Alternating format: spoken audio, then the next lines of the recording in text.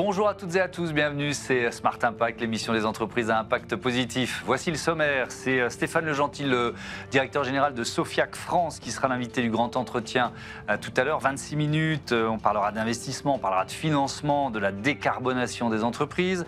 Auparavant, je reçois Romain Thomas, qui est responsable de la gestion des produits et du développement durable chez Vinvention, qui...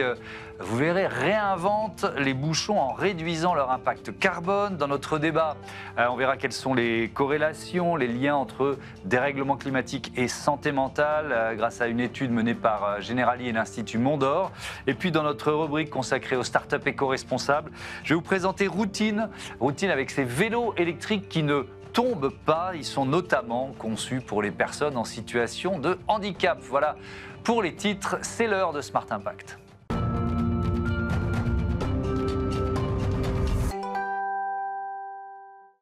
L'invité de Smart Impact, c'est Romain Thomas. Bonjour. Bonjour. Bienvenue, vous êtes responsable de la gestion des produits et du développement durable chez Vinvention. C'est quoi Vinvention ? Vinvention, c'est une entreprise internationale qui produit et commercialise des bouchons pour le vin, les spiritueux et les huiles. D'accord, bon, puisqu'on va parler de vin et d'alcool, je rappelle que l'abus d'alcool est dangereux à consommer avec modération. Vous proposez notamment des solutions de bouchage, des bouchons différents. Alors, il y en a plusieurs. De quelles solutions on parle ? Oui, dans le monde du bouchage des vins, on a, on va dire, 4 grandes catégories. Le liège naturel une pièce, celui qui est tubé directement dans l'écorce de liège. Ouais. Le liège micro-aggloméré, donc des particules de liège qui sont agglomérées entre elles avec de la colle. Le bouchon synthétique, le bouchon en plastique et la capsule à vis. Et donc nous, on propose toutes les solutions, excepté le bon vieux bouchon traditionnel tubé dans l'écorce de liège, pour certaines raisons qu'on va peut-être évoquer. On va développer ça. Alors je sais pas moi, c'est vrai que j'ai un côté dinosaure, pardon, c'est mon âge qui veut ça, donc je peux peut-être être un peu suspicieux quand je vois arriver une bouteille de vin avec un bouchon qui n'est pas justement le bon vieux bouchon en liège. Alors, vous avez 10 minutes pour me convaincre. Allons-y, c'est parti. Pour faire très, très cash, nous, ce qu'on considère, c'est que le liège est un problème. Ouais. Voilà. C'est un problème pourquoi ? Parce qu'il héberge une molécule qui s'appelle le TCA, qui est responsable du goût de bouchon. Okay. Et donc, tous les efforts qui sont faits par l'industrie du bouchage du vin visent à éliminer cette molécule qui amène un défaut qualitatif. Et donc, les efforts qui sont mis en place, ils vont notamment avoir un impact écologique, puisqu'on va vouloir nettoyer le liège pour éliminer cette molécule. Mais quand on ajoute ces opérations, on consomme de l'eau, potentiellement, pour éliminer la molécule. Ou alors, on utilise une autre technologie qui s'appelle le traitement au CO2 supercritique, qui consiste à faire passer le liège à le mettre en contact de CO2 poussé à 73 bars. Et donc, vous imaginez bien que quand on met du CO2 à 73 bars, ça consomme de l'énergie. Et donc, vous avez des solutions qui sont déjà moins énergivores. Voilà. Bon. Donc nous, en fait, on est partisans de la solution plastique, pas n'importe laquelle. On utilise des plastiques qui sont biosourcés, fabriqués à partir de canne à sucre, parce qu'on estime que autant sur la dimension performance œnologique, et notamment la régularité du bouchage, et sur la performance écologique, on obtient des résultats qui sont meilleurs. Alors sur la performance écologique, c'est bon, vous m'avez convaincu.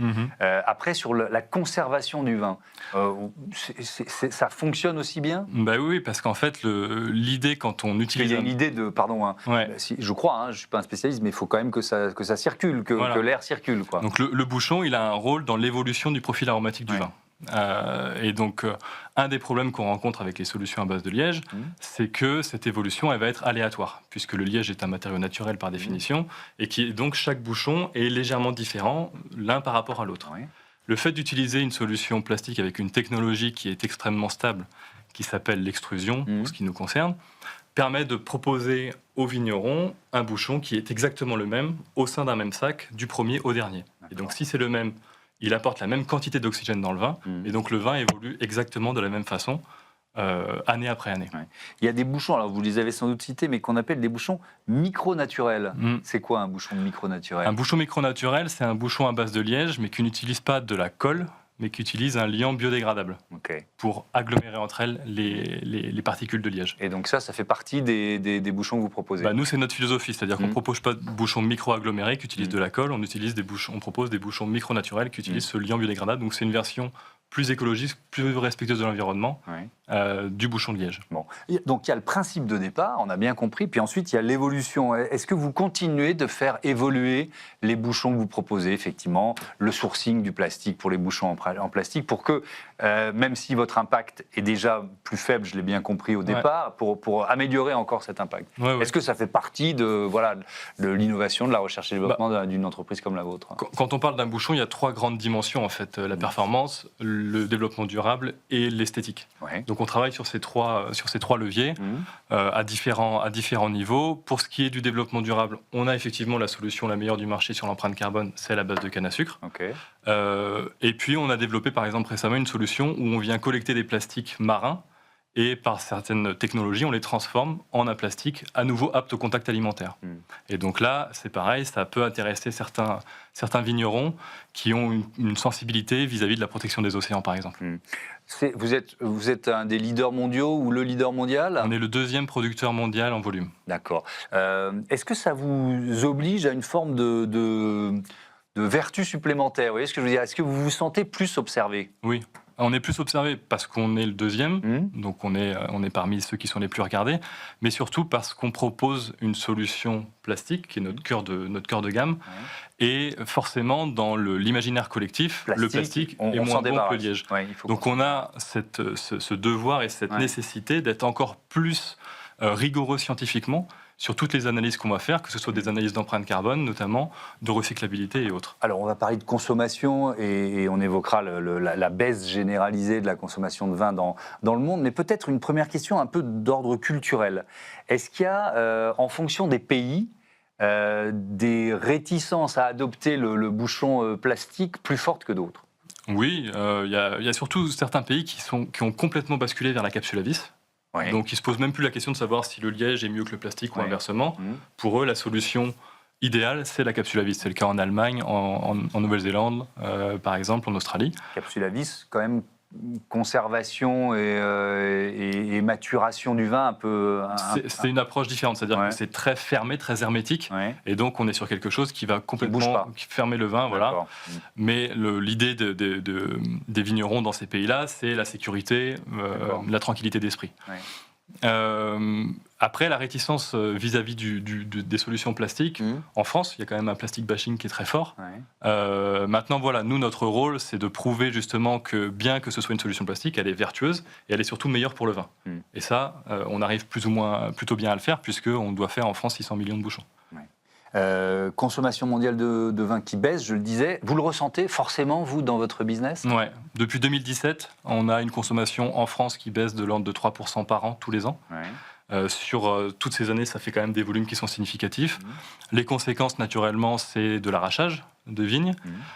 Et pour nous, en tant que fournisseurs de la filière, une taille du gâteau qui se resserre. Donc on doit être encore plus compétitif, puisqu'on n'a plus de croissance organique. Si on veut croître, il faut aller prendre des parts de marché aux concurrents, parce que nos clients, par définition, chaque année, en moyenne, produisent 3% de vin en moins.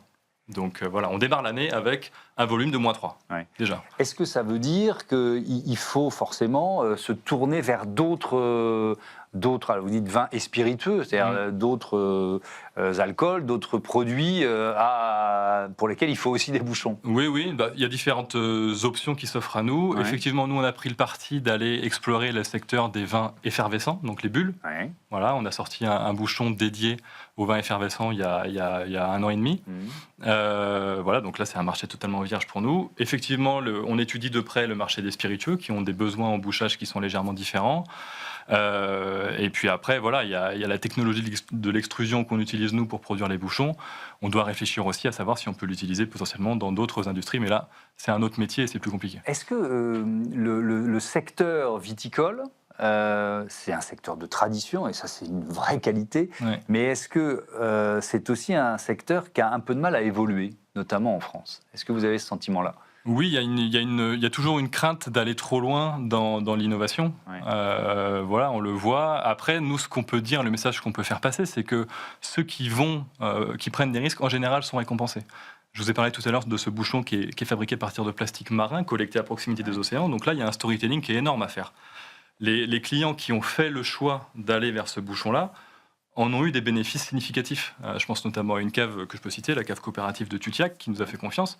Ça leur a permis d'ouvrir des marchés au UK chez des distributeurs chez lesquels ils n'ont jamais été présents. Okay. Donc, simplement parce que le vin est bon, évidemment, mais parce que derrière, l'histoire qui est racontée est différente, il y a un angle nouveau qui est pris, et finalement, ce petit objet permet de raconter une nouvelle histoire. Mais ça suppose quand même un point de départ presque informatif. Moi, j'avoue que grâce à vous, j'ai appris des choses sur le liège que je ne connaissais pas. Oui.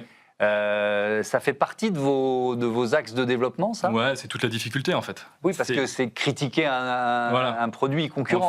En fait, l'idée, c'est pas de critiquer, c'est d'essayer de rééquilibrer la perception. Ouais. C'est-à-dire qu'aujourd'hui, le liège est perçu comme la solution idéale et le plastique comme la solution la moins bonne, si on caricature dans l'imaginaire collectif. Nous, ce qu'on dit, c'est que le liège a des avantages, mais il faut se méfier, il faut voir de quoi on parle quand on parle de liège. Bien souvent, on parle de liège aggloméré, donc des particules de liège avec de la colle. Ce n'est pas tout à fait la même chose qu'un bouchon tubé dans une écorce. Et quand on parle de plastique, pour ce qui nous concerne, la plupart du temps, c'est du plastique biosourcé à base de canne à sucre, qui a donc un meilleur impact environnemental et d'une manière générale en performance, se comporte mieux. Un mot, tiens, parce que alors il y a plein de thèmes qu'on pourrait aborder, mais dans une entreprise comme la vôtre, j'imagine il y a des enjeux de consommation d'eau, de consommation d'énergie. Vous êtes là aussi dans une démarche d'amélioration ? Oui. La consommation d'énergie, donc les usines sont alimentées à 100% en électricité verte. La consommation d'eau, un des avantages également de la technologie Nomacork pour les bouchons synthétiques, c'est une très faible consommation d'eau. On n'a pas besoin d'eau quasiment pour produire un bouchon synthétique.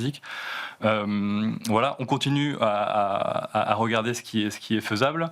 On fait nos rapports VSME annuels. Pour la première année, on va faire ce qu'on appelle le scope 3. Dans le cadre de ce rapport VSME. Donc des émissions extérieures. Voilà, exactement. Et à partir de là, construire une feuille de route pour essayer de diminuer progressivement les émissions de nos usines. Merci beaucoup Romain Thomas et à bientôt sur Be Smart for Change. On passe à notre débat, les liens entre dérèglement climatique et santé mentale. Êtes-vous prêt pour l'impact ? C'est la question que je pose chaque jour à une personnalité qui compte dans notre économie. Je reçois aujourd'hui Stéphane Le Gentil. Bonjour. Bonjour Thomas. Bienvenue, vous êtes le directeur général de Sofiac France. C'est quoi Sofiac France ? Son rôle, ses métiers, ses missions ? C'est une société qui est là pour aider les entreprises à décarboner. D'accord. Voilà, si je résume. Par de l'investissement, c'est ça ? En particulier en prenant en charge l'investissement qu'elles ne prendront pas en charge ou qu'elles ne peuvent pas prendre en charge. En fait. Ouais. Alors l'idée, l'entreprise, elle est née au Québec. C'est ça ? Oui, l'idée d'origine, c'est né au Québec il y a à peu près 5-6 ans. Ouais. Ça a bien marché au Québec. Et puis, on a décidé de répliquer la même chose en France. Et donc, nous, on s'est créé et lancé en 2024, début 2024 en France. D'accord. Avec quel type d'outils ? Qu'est-ce que vous proposez ? Si on rentre un petit peu dans le détail. Alors, nous, ce qu'on va faire, c'est qu'on va aider l'entreprise à déjà déterminer quel projet elle peut faire pour décarboner, pour réduire ses consommations d'énergie. On va aller voir combien ça coûte. Et on lui propose en fait de prendre en charge l'investissement et aussi la gestion du projet. Parce que beaucoup d'entreprises, c'est pas leur cœur de métier de faire de la décarbonation. Et donc, elles n'ont pas forcément le temps, les ressources. Et donc, on va prendre ça en charge. Ok, et comment vous remboursez en quelque sorte ? C'est quoi le modèle ? Oui, alors c'est là où c'est intéressant pour les entreprises parce que nous, on va payer 100% de l'investissement nécessaire. D'accord. Et ensuite, l'entreprise nous rembourse, une fois que les travaux sont faits, sur les économies que le projet génère. Et sur des durées qui peuvent être très longues, puisqu'on peut aller jusqu'à 15 ans. D'accord. Donc ça ne coûte rien à l'entreprise. Ouais. Et en plus, elle rembourse qu'en fonction de la performance et des économies réalisées. Donc, alors, il y a évidemment des enjeux qui sont majeurs, les enjeux de décarbonation, parce qu'on était dans une bonne période où la France réussissait à faire baisser très régulièrement ses émissions de CO2. Bon, c'est un peu moins bien en 2025 par rapport à 2024. On est à moins 1,6 en 2025, au lieu des 5% qui étaient supposés par la stratégie nationale bas carbone. Peut-être une question très générale. Comment vous l'expliquez, comment vous percevez la période ? C'est l'instabilité politique qui est une part d'explication. L'instabilité politique a pas mal joué parce que les entreprises ont été un peu figées. C'est-à-dire qu'elles ont arrêté un petit peu tous les investissements et puis surtout les investissements absolument pas nécessaires pour le fonctionnement de l'entreprise. Et donc, la décarbonation, c'est pas forcément nécessaire pour le fonctionnement de l'entreprise. Donc, on attend, on va voir comment ça se passe. Et donc, il y a eu un peu un trou, je dirais, Bon, là, aujourd'hui, c'est un peu plus... C'est reparti. Elle voit que de toute façon, il va bien falloir le faire. Hein. Voilà. Avec une question évidemment centrale, qui est une question des moyens de l'État. D'après un rapport de la Cour des comptes qui date du mois de septembre dernier, septembre 2025, il faut 200 milliards d'euros par an à la France pour atteindre l'objectif de neutralité carbone en 2050. On est à plus de 3500 milliards de dettes et on a du mal à boucler le budget. Donc il y a un principe de base, c'est que l'État n'y arrivera pas tout seul. Ah, c'est clair. Ouais. C'est clair. Et tout ce qui est subvention aujourd'hui, ça devient de plus en plus compliqué. Il y a beaucoup de pression, on l'a vu, sur le budget. Et donc il y a des solutions alternatives. Ce que nous on propose, c'est justement des alternatives, c'est du financement privé, si vous voulez, à la place de tout ce qui pourrait être subvention ou autre source de financement. Comment est-ce que ce que vous proposez chez Sofiac, ça s'articule avec l'action de l'État, les aides de l'État, éventuellement parfois les subventions dont vous parliez tout à l'heure? En fait, on est un complément. C'est-à-dire qu'on va aller regarder, évidemment, quelles subventions on peut avoir. C'est dommage de ne pas aller les chercher. Évidemment. Et une fois qu'on a vu quelles subventions on peut obtenir, nous, on va financer ce qu'on appelle le reste à charge, c'est-à-dire ce qui reste à payer après les subventions. Mais donc, on regarde d'abord toutes les subventions possibles et nous, on finance le reste. Est-ce qu'il y a beaucoup d'entreprises qui ne soupçonnent pas les subventions auxquelles elles ont droit? Oui. Il y en a beaucoup qui sont surprises. Là, j'ai eu récemment le cas d'une entreprise qui ne savait pas qu'elle pouvait avoir une subvention significative. C'était dans le cadre d'une connexion à un réseau de chaleur. Elle n'était pas du tout au courant. Et quand on leur a dit, d'un seul coup, ça a changé radicalement les choses. Parce que c'est quand même... ça peut être assez compliqué, des subventions. Il y a pas mal de sources. On peut aller les chercher sur pas mal de choses. Et pour une entreprise, ce n'est pas forcément évident à trouver. Quoi. Bien sûr. Ça fait partie de votre expertise aussi? Ah oui, tout à fait. Tout à fait, ouais. On va s'appuyer sur des partenaires spécialisés qui sont vraiment spécialisés dans le domaine. Sur les subventions, vous allez trouver des entreprises spécialisées sur les subventions publiques, par exemple, et puis d'autres sur les subventions, ce qu'on appelle les subventions privées, les certificats d'économie d'énergie.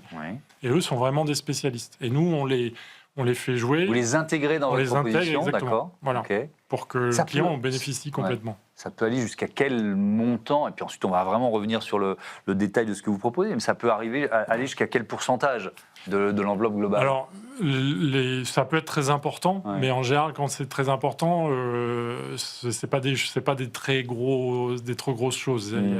Donc, on est, je dirais, de l'ordre de 30%, de manière générale, entre 15 et 30% de l'investissement, ce qui est significatif. Ce qui est déjà significatif. Mais donc, ça veut dire qu'il reste entre 85 et 70% à financer. Quel type d'entreprise vous ciblez? Et d'ailleurs, est-ce qu'il y a un type d'entreprise que vous ciblez?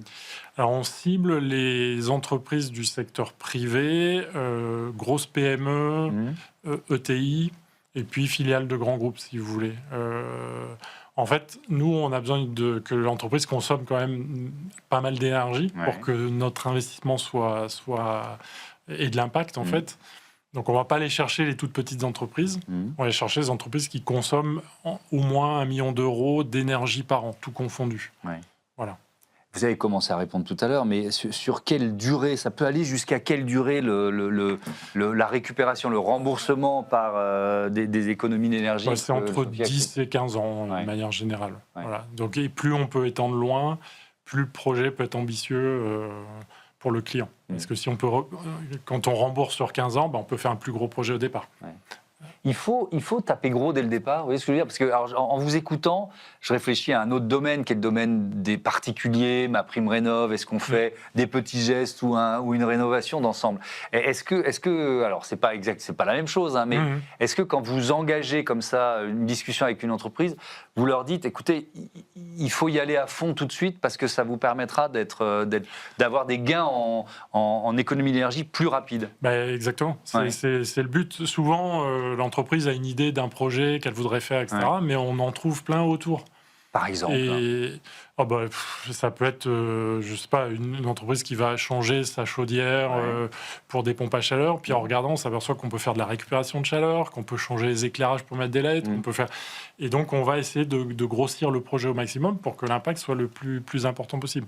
Et souvent, les entreprises n'ont pas forcément identifié toutes ces possibilités. Et ce que nous, on fait, c'est ça. C'est vraiment de voir qu'est-ce qu'on peut faire pour maximiser le projet. Alors, on peut prendre un exemple. Je crois qu'il y a eu une décarbonation assez importante auprès d'une coopérative agricole près de Pau. Ouais, c'est ça.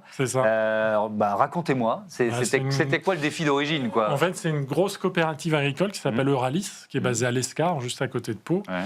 Et eux avaient pour objectif de se décarboner. Et leur grosse consommation carbonée venait du séchage. En fait, c'est une coopérative, il y a 9000 agriculteurs derrière qui amènent leur récolte de maïs. Okay. Et la grosse consommation était liée au séchage des grains de maïs. Parce que pour pouvoir les stocker, il faut les sécher après la récolte. Et le séchage se faisait avec des séchoirs au gaz. Donc, il y avait des consommations de gaz absolument phénoménales. Et en fait, ils se sont rendus compte que quand ils récupèrent les grains de maïs, il reste ce qu'on appelle les rafles, c'est-à-dire l'épi de maïs, qui est un déchet. Et donc, pourquoi on ne brûlerait pas ces déchets pour faire de la chaleur et sécher les grains de maïs? Et donc, le projet est autour d'une chaudière biomasse qui va brûler les rafles de maïs et pour sécher le maïs, et on va se passer du gaz. Et donc là, on obtient une décarbonation de l'ordre de 66%, 2 tiers de... C'est énorme. 66%. C'est énorme, ouais. Et puis avec en plus une logique de souveraineté, d'économie circulaire, de valorisation de ces déchets ou de ces coproduits. Exactement. Ouais. Qui a l'idée dans ces cas-là? Parce qu'eux, ils viennent vers vous en se disant « Ah, quand même, il y a peut-être quelque chose à faire là avec nos déchets » ou est-ce que c'est vous qui avez le déclic? Là, l'idée était déjà dans les cartons depuis un moment. Ouais. Le problème était le financement. C'est-à-dire qu'il faut payer... c'est un investissement de plus de 10 millions d'euros, donc il fallait pouvoir investir sur ça, avec un retour qui est relativement long, et ils n'étaient pas prêts à le faire. Et quand on s'est rencontrés, ils ont dit, voilà, c'est la solution, on va pouvoir faire ce projet. Et donc, c'est là où les discussions ont démarré. Alors, vous avez, il y a plusieurs actualités autour de Sofiac France. Juillet 2024, une levée de 150 millions d'euros, quand même une belle levée de fonds, auprès de 3 établissements bancaires. Pourquoi vous en aviez besoin? Qu'est-ce que ça a apporté? Voilà, quelle stratégie autour de cette levée de fonds? En fait, souvent, ce qui se passe, c'est que les gens vont aller trouver des projets et puis après chercher des fonds. Nous, on a décidé de faire l'inverse. C'est-à-dire, on a dit, on va d'abord réunir les fonds, et puis une fois qu'on a les fonds, on va pouvoir investir. Ça ira plus vite. Okay. Parce que souvent, on a un projet, mais le temps de chercher de l'argent, ça prend beaucoup de temps. Nous, on a fait l'inverse. On a passé beaucoup de temps à trouver de l'argent, lever des fonds. Et aujourd'hui, on est capable d'investir très rapidement dans des projets de clients, en fait. Et donc, c'est pour ça qu'on s'est fixé, c'est l'expérience qu'on a eue au Canada. On a vu que c'était une méthode qui était plutôt efficace. Et donc, ça veut dire que vous avez déjà, à partir de ces 150 millions d'euros, financé combien de projets? On est sur un certain nombre de projets. Malheureusement, c'est en cours, mais je peux pas encore en parler. Euralis, c'est celui le client nous a autorisé d'en parler. Mais on a pas mal d'autres. On peut dire quel montant ça on est dans les 70 millions d'euros qui ont été identifiés et en cours de développement. Ce sont des gros investissements. Ça veut dire que cette logique-là, il va falloir la répéter? C'est-à-dire que quand vous aurez, entre guillemets, consommé ces 150 millions d'euros, et donc les banques, les partenaires bancaires que vous allez voir, est-ce que c'est nouveau pour eux comme logique? Vous voyez ce que je veux dire? Est-ce que c'est un modèle dont ils n'ont pas l'habitude et donc, comme d'habitude, comme toujours, un peu de réticence au départ? Notre modèle était nouveau pour elles. En particulier, le fait d'aller les voir en disant on a besoin d'argent, mais on ne sait pas encore qui sont les clients et quels sont les projets. Alors là, c'était un petit peu compliqué. Mais il y a un clair intérêt des banques pour tout ce domaine de la décarbonation, de l'efficacité énergétique. Donc, elles étaient intéressées. Donc, on peut citer, il y a la Banque Postale notamment. La Banque Postale, BNP Paribas, et puis MUFG, donc, qui est une banque japonaise, donc, qui est Mitsubishi Bank, en fait. Autre actualité avec Sobre Énergie. Alors, c'est quoi Sobre Énergie? Et puis, pourquoi vous êtes, je crois que c'est un bureau d'études, c'est ça? Pourquoi vous êtes associé avec Alors, oui, nous, on s'associe aussi pour développer nos activités avec des partenaires qui sont sur des segments bien précis. Sobre Énergie sont sur l'immobilier de manière générale. Donc, typiquement de l'immobilier de bureau. En fait, c'est une filiale de la banque, du groupe La Poste.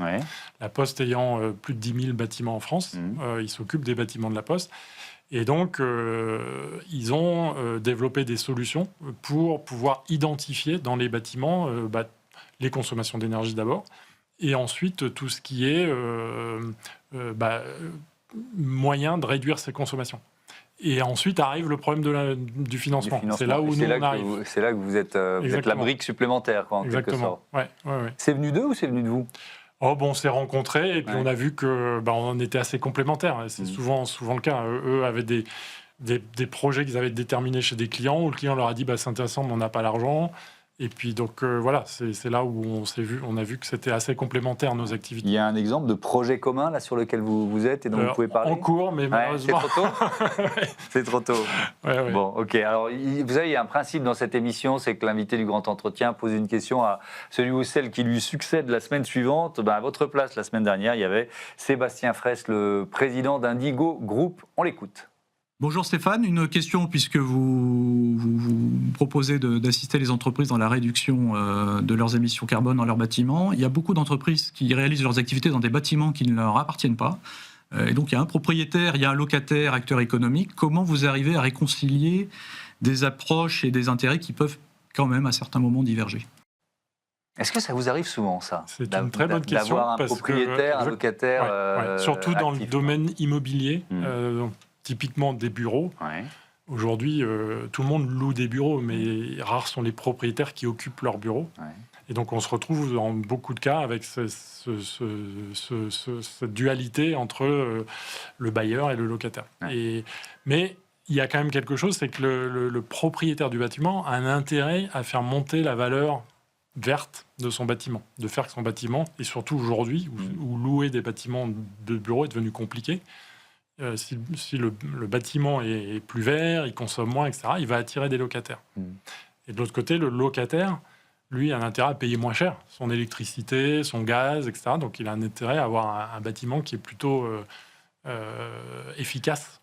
Et donc, on arrive à faire discuter les deux pour avancer sur ces choses. Mais c'est plus compliqué que si c'est juste un seul acteur qui a... Parce que c'est d'abord le propriétaire qui mène ses investissements, ou alors il peut... Nous, on va investir pour le propriétaire. Oui, c'est ça. Et après, la discussion, c'est entre lui et son locataire, de voir est-ce que le locataire ne peut pas lui reverser une partie, parce que le locataire va faire des économies significatives sur les consommations. Et donc après, c'est une discussion. Oui, effectivement. Si on parle un peu du contexte général, qui est un contexte plutôt de coup de frein sur les enjeux, et peut-être aussi, vous allez me répondre oui ou non, sur les investissements environnementaux et les investissements de décarbonation. Déjà, est-ce que vous ressentez ce climat général la prudence Alors, on l'a beaucoup ressenti en 2024, là, au moment des changements gouvernementaux, l'instabilité, etc., où toutes les entreprises se sont un peu arrêtées. C'est reparti. Aujourd'hui, les gens se rendent compte qu'il faut faire. Bon, il y a de la prudence quand même. Et par contre, l'intérêt d'une solution comme la nôtre, c'est que justement, c'est pas l'entreprise qui investit, c'est nous. La crise énergétique née de l'invasion de l'Ukraine par la Russie, ça a été, j'imagine, pour vous un élément déclencheur majeur chez vos clients. Oui, alors à l'époque, les gens nous appelaient en disant est-ce que le mois prochain, je peux faire des économies ? Ça va prendre un peu plus de temps. Par contre, ça a eu un intérêt, c'est que les entreprises se sont rendues compte qu'elles sont extrêmement vulnérables au prix de l'énergie. Et donc, ça a quand même déclenché quelque chose où elles se disent faut qu'on planifie de réduire notre dépendance, en particulier dépendance sur le gaz.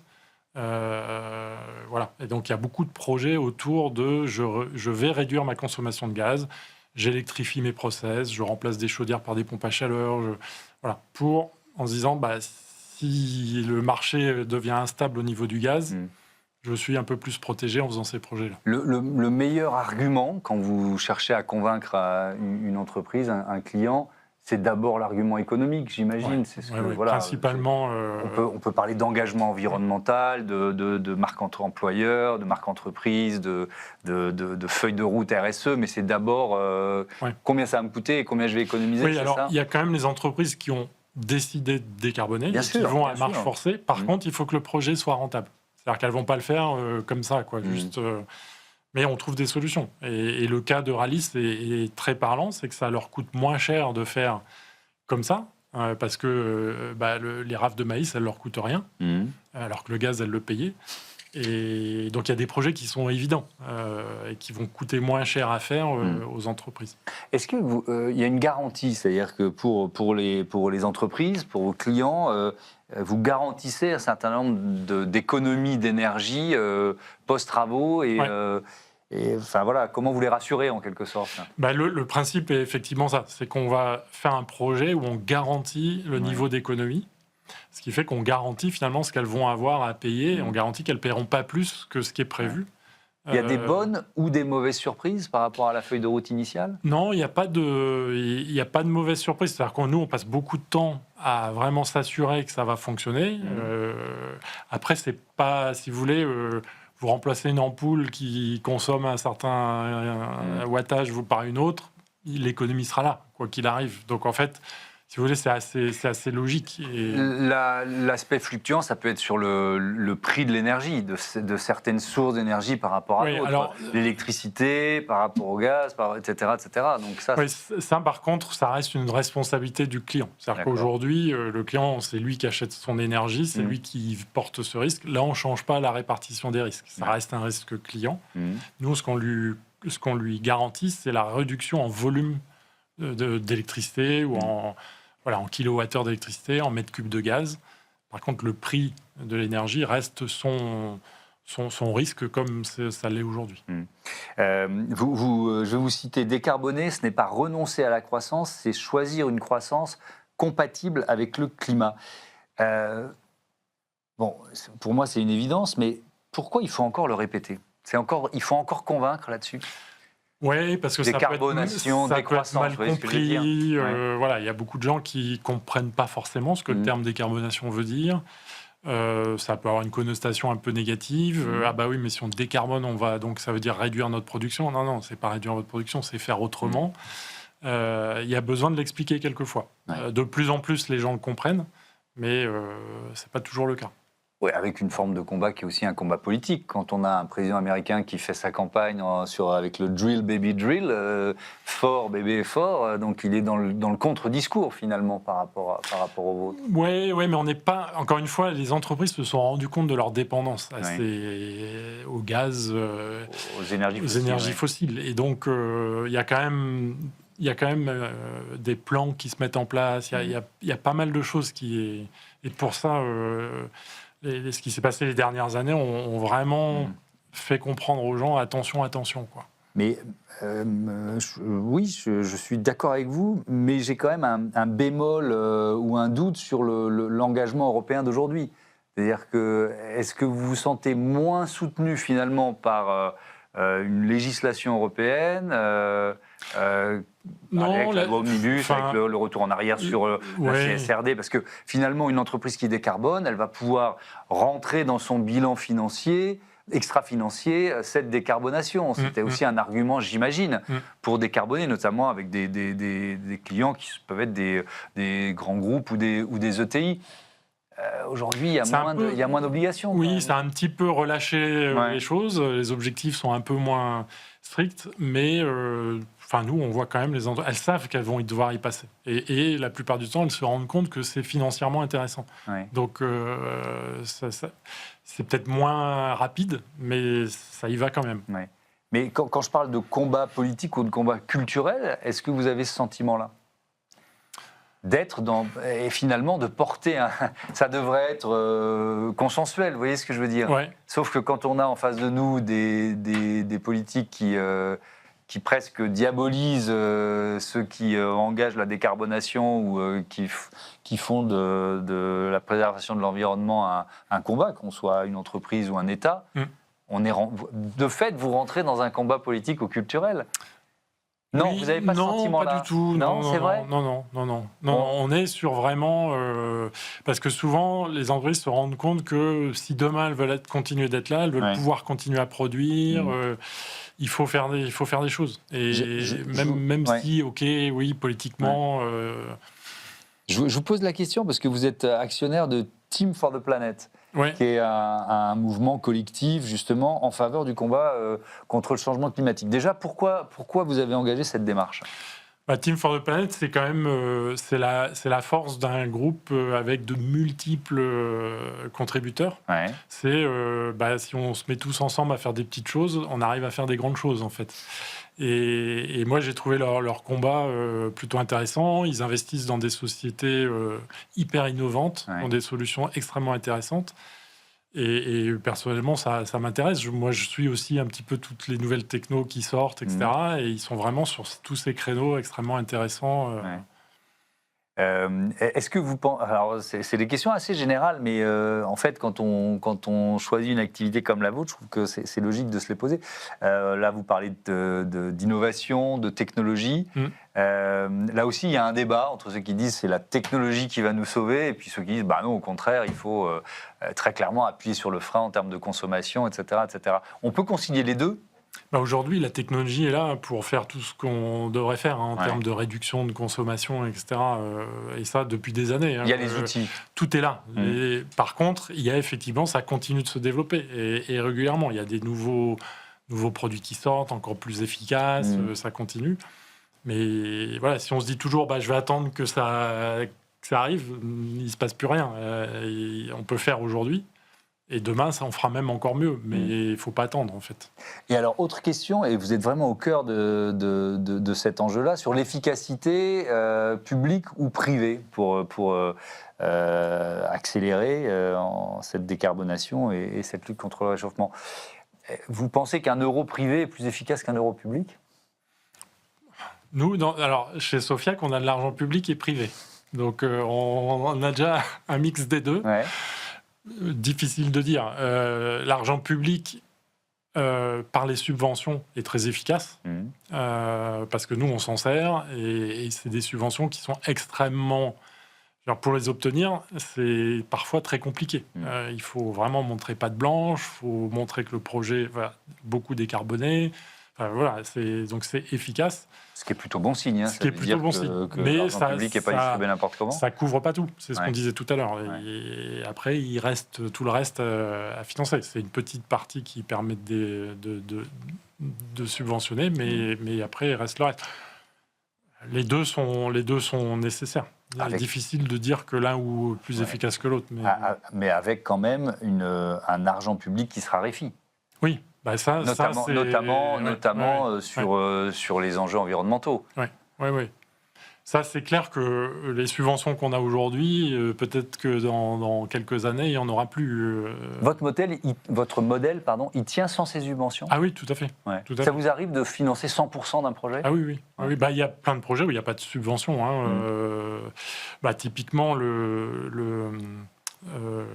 des projets, par exemple, aujourd'hui, autour de solarisation, donc de mettre des panneaux solaires pour éviter d'acheter de l'électricité sur le réseau. Il n'y a plus de subventions sur ça. Donc, mais les projets, aujourd'hui, on les fait sans besoin de subvention. Est-ce que ces projets-là, ils ne sont pas, d'une certaine façon, plus solides que ceux qui dépendent de l'argent public, ou en partie de l'argent public? Non, parce qu'en fait, les subventions, on sait combien on peut toucher aujourd'hui, et puis on demande, on obtient subvention, puis on y va. Par contre, si demain, effectivement, la subvention... En fait, elles vont pas disparaître du jour au lendemain, par contre, elles vont diminuer progressivement. C'est ce qu'on voit beaucoup. Donc... il faut l'intégrer, vous l'intégrerez au projet suivant. Merci beaucoup, Stéphane Le Gentil. À bientôt sur Be Smart for Change. On passe tout de suite à notre rubrique consacrée aux startups éco-responsables.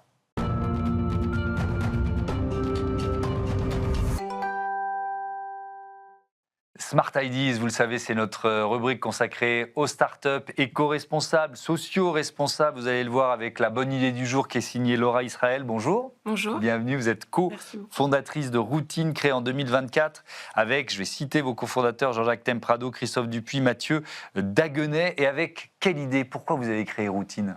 Alors, pour vous parler de Routine, il faut que je vous parle un peu de mon histoire. En fait, je suis une passionnée de vélo depuis toujours. Je faisais du VTT en compétition et dans ma jeunesse, j'étais championne de France. Et c'est de cette passion que j'ai décidé de lancer une marque de vélo électrique de ville il y a 3 ans. Et lors de sessions de test avec des utilisateurs potentiels, je me suis rendu compte que beaucoup de personnes n'arrivaient pas à monter sur le vélo ou à rester en équilibre. Et c'est de ce constat qu'est née l'idée de lancer Routine, qui est une solution de santé pour les personnes en perte de mobilité, pour qui le vélo pourrait être vraiment une réponse puissante à leurs besoins.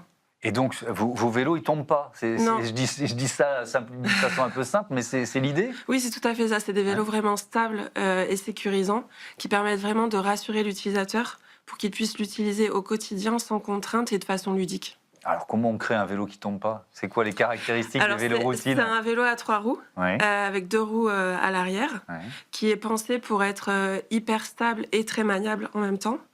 Qui a la capacité en fait d'être utilisé à la fois en intérieur et en extérieur pour avoir une rééducation qui soit sans contrainte selon les aléas de la météo par exemple. Comment vous l'avez pensé? Vous avez travaillé avec des professionnels de santé par exemple? Oui. En fait, on est vraiment dans une démarche de co-conception avec déjà Jean-Jacques qui est professeur spécialisé dans la cyberéconomie. On a un bureau d'études qui est spécialisé forcément dans le développement de vélos. Et ensuite, on est en partenariat avec un centre d'innovation qui est spécialisé dans le handicap, qui lui-même est rattaché à un centre de rééducation, ce qui nous permet vraiment de co-construire la solution à la fois avec des patients et les médecins et personnel médical comme ergothérapeutes, kinés, etc. Alors vous en êtes où du développement de routine? Vos vélos sont disponibles, ça y est? Non, c'est encore un peu trop tôt? pas encore, c'est un peu tôt. Là, on est en phase de conception. D'accord. L'objectif, c'est d'avoir un prototype opérationnel dans 4 mois. On a déjà signé 2 tests en centre de rééducation qui va nous permettre de toucher entre 200 et 400 patients pendant ces phases de test.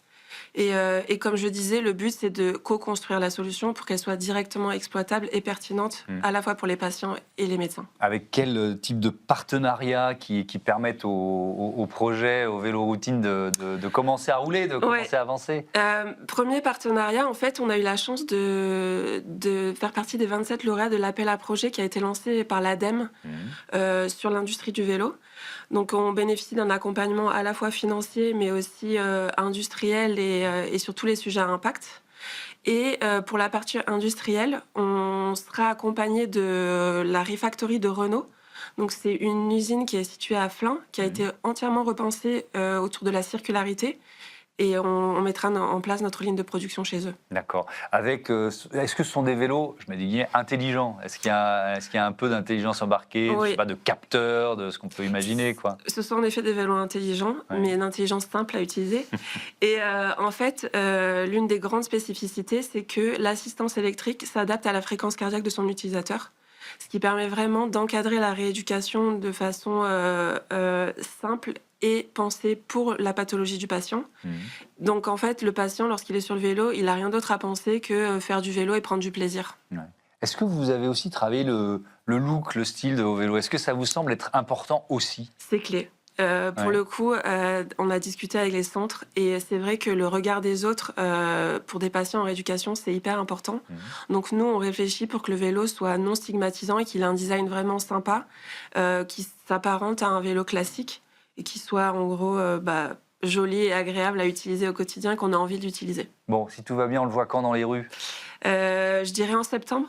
Bon. 2026. Eh ben, on suivra ça avec intérêt. Merci Laura, Israël, et bonne route, longue route. Merci à vos vélos. Routine, voilà, c'est la fin de ce Smart Impact. Merci à toutes et à tous de votre fidélité. Je voudrais remercier aussi Nathalie Croiset, la coordinatrice éditoriale, Alexis Mathieu en charge de la production, et puis aujourd'hui à la réalisation Pierre-Loup Bergonnier et au son Paul Sanchez. Merci et à très vite sur Be Smart for Change. Salut.